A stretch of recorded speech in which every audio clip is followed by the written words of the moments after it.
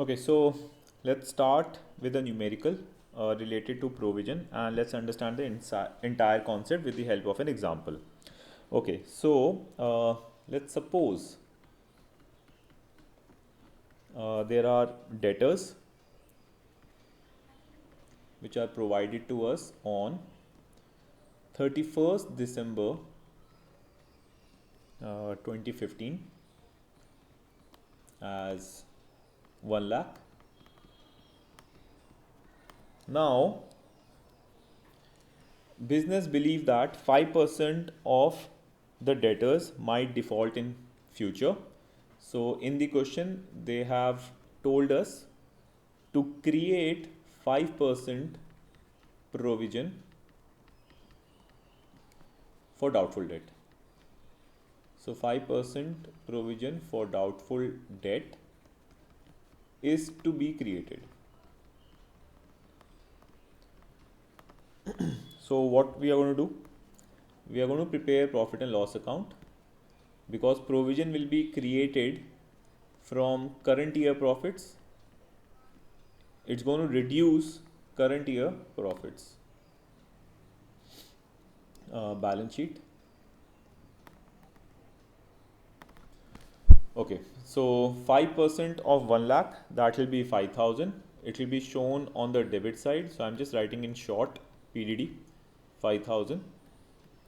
So what does this 5,000 means? That out of the current year profits, we are setting aside 5,000 and we are keeping it for any loss which may happen in future in the form of bad debts. In the balance sheet, provision for doubtful debt, we are going to write it on the liability side as 5,000, and debtors will be written here as 1 lakh. So as given in the books, this provision for doubtful debt is written here. So if I am going to take this and if I am going to put it here, then I have to subtract it from the debtors. Okay. But in actuality, debtors are not reducing. I have created a provision of 5,000, but my debtors are still 1 lakh. These are my debtors, these are doubtful. So I can say these are my gross debtors. I can also state that this 1 lakh which is given to us, these are our gross debtors. This 5,000 out of this 1 lakh are doubtful debtors. And if 1 lakh minus 5,000, 95,000, 95,000 I can say these are my good debtors.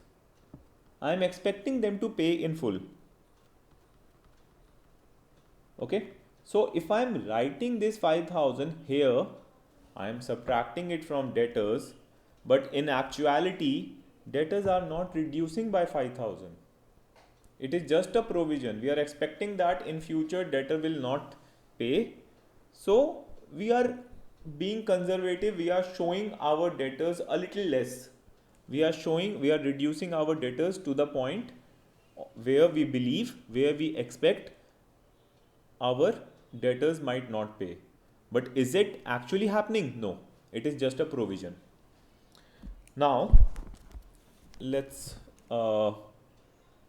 take this example a little forward. So, if you talk about this provision is created in the year 2015.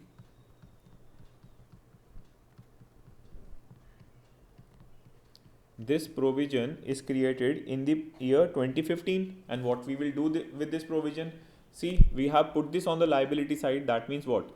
We are or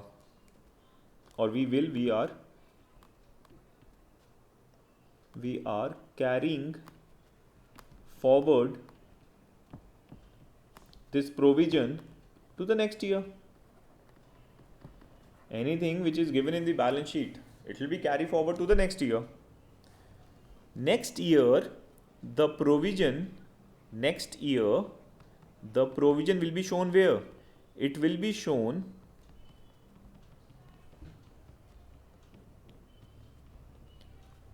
on the credit side of trial balance.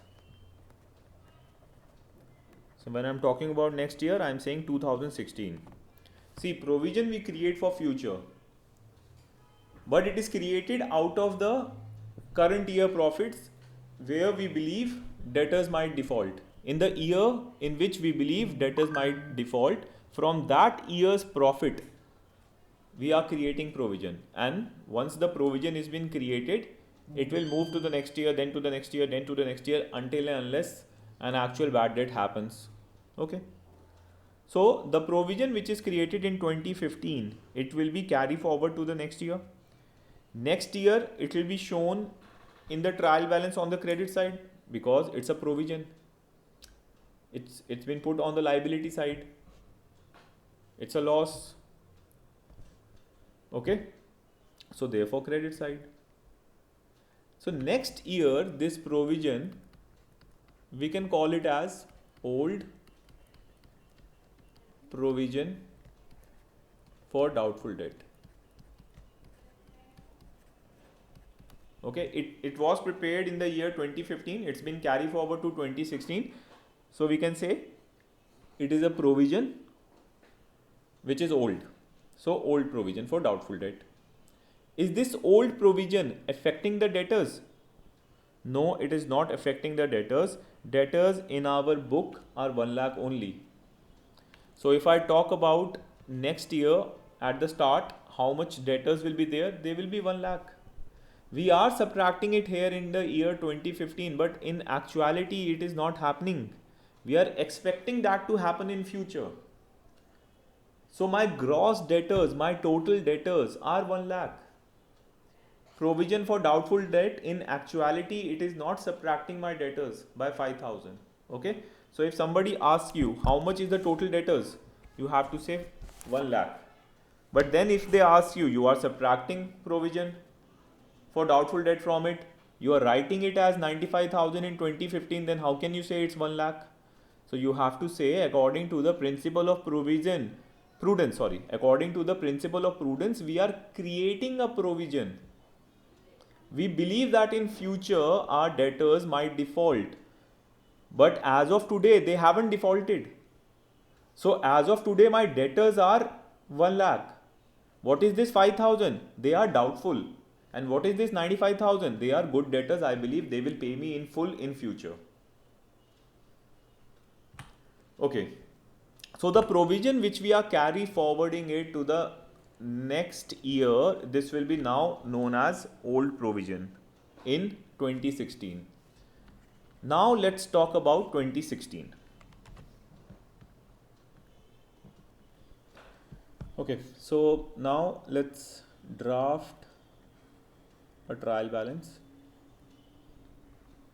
and as we have written in that trial balance, provision for doubtful debt will be written on the credit side, and that amount is 5,000.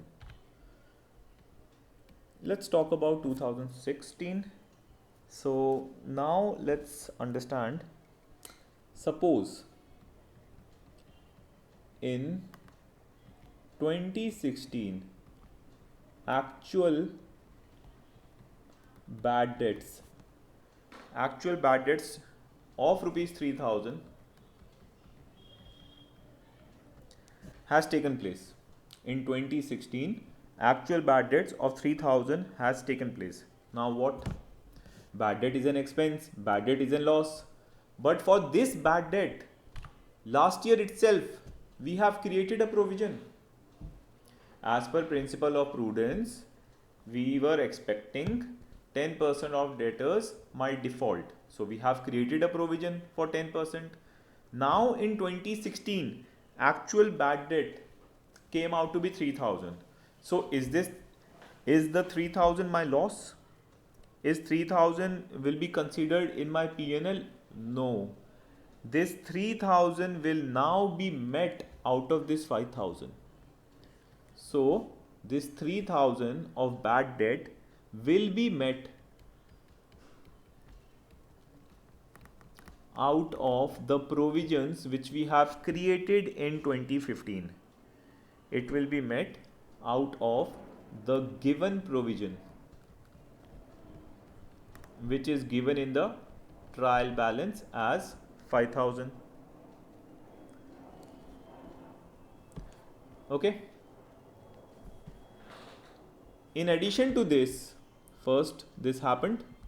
So first we are saying in 2016 actual bad debt happened for rupees 3,000. But is this 3,000 my loss? No, this 3,000 will be met out of the provision. See, this 3,000 will definitely reduce your debtors. So if I talk about the balance sheet, in balance sheet my debtors are 1 lakh and my provision for doubtful debt is 5,000. Okay, now balance sheet. Now let's talk about profit and loss account also. Now this 3,000, is it my loss?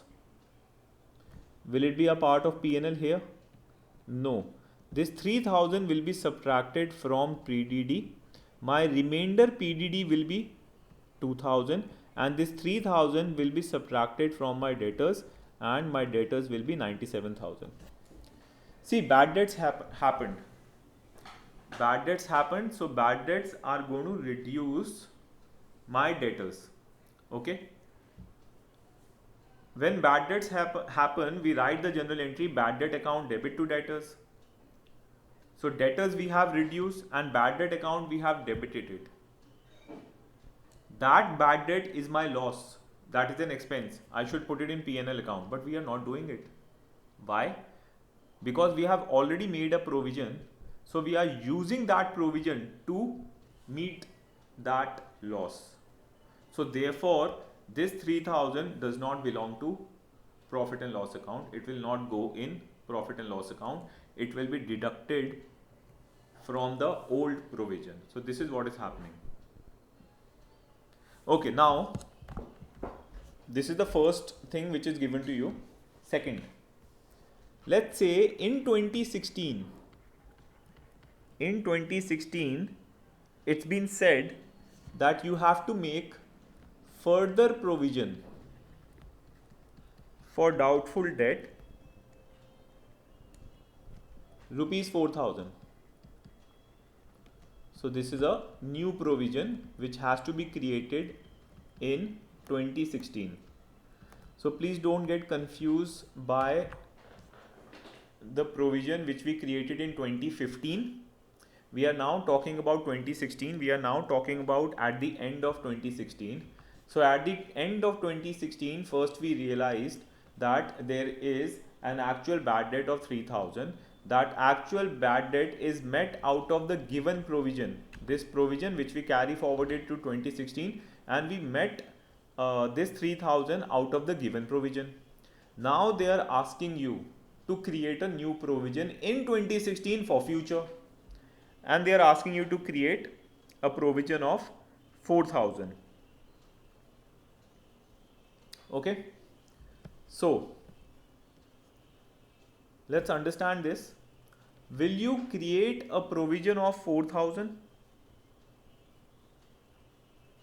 What I mean to say, in 2015 what we did? In 2015 out of the profits we created a provision of 5,000 and then we have written here 5,000 because this provision will be used to meet the bad debts which will happen in the future. Now in 2016 they are asking you to create a new provision of 4,000. So do we write two provision for doubtful debt 4,000 here like we did in 2015? No, we cannot do that. Why can't we do that? Because in 2016 we already had a provision of 5,000. In 2016 we already had a provision of 5,000. Out of that provision we have met 3,000, that was bad debt. So remaining provision is 2,000. Remaining provision is 2,000.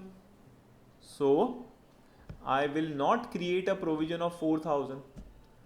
I will not set aside from the profits a provision of 4,000. Why? Because 2,000 is already there with me. 2,000 provision is already remaining in the balance sheet. So out of this 5,000, you have met 3,000 bad debt, 2,000 provision you have already have. So how much more provision I require to make it 4,000?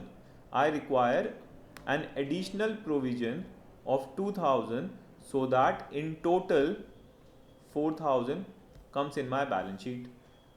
So what is this 2,000? I have to set aside from the current year profits an amount of 2,000 as my provision. So this is what we have to do in provision for doubtful debt.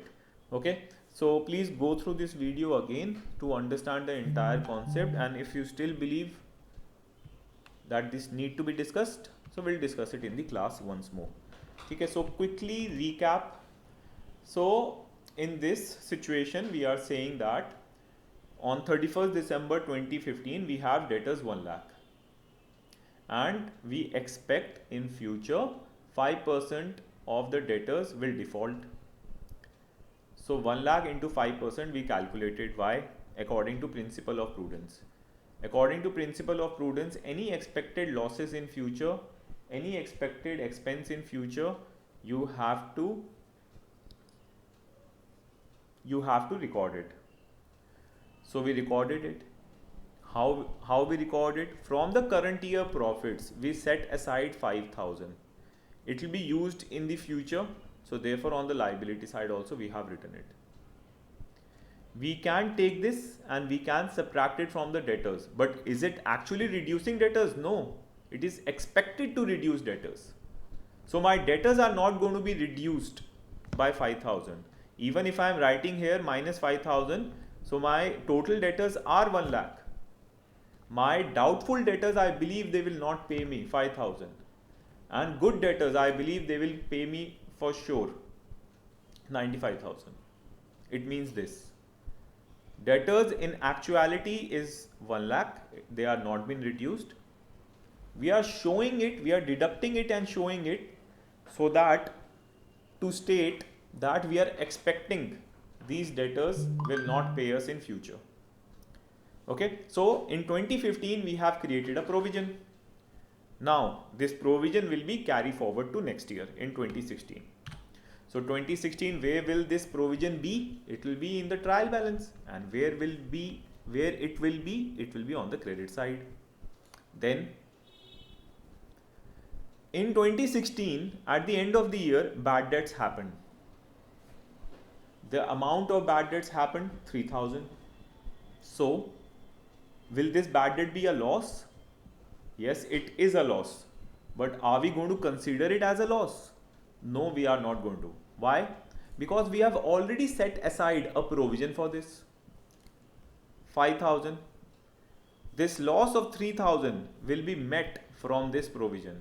See, from this 5,000 we have met the loss, the bad debt 3,000, and now the provision which remains is 2,000.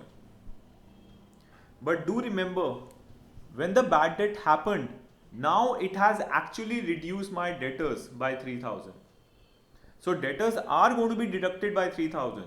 But this 3,000, will it go in P&L? No, because we have kept aside an amount to meet this bad debt.